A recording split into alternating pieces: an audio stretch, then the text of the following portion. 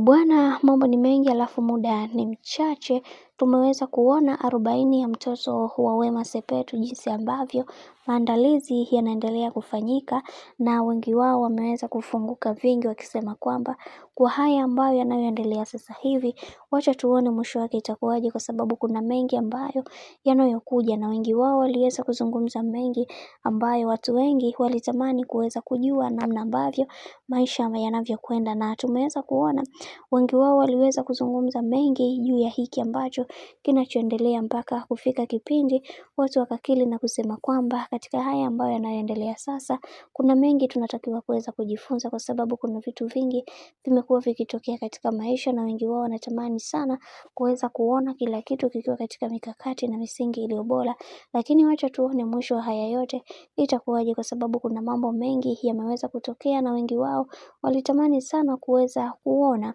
watu wakiwa katika misingi na mikakati iliyo bora. Lakini ndo kama hivyo, kadri siku zinavyozidi kwenda ndivyo mambo ambavyo yanavyozidi kuharibika, na wengi wao waliweza kutaraji kuweza kuona kila kitu kikiwa katika mikakati iliyo imara na misingi iliyo bora. Lakini kadri siku zinavyozidi kwenda ndivyo mambo ambavyo yanavyozidi kuharibika zaidi, na hii yote inasababishwa na dada yetu Wema Sepetu kuweza kutoa kauli ambazo zinazofanya mashabiki waweze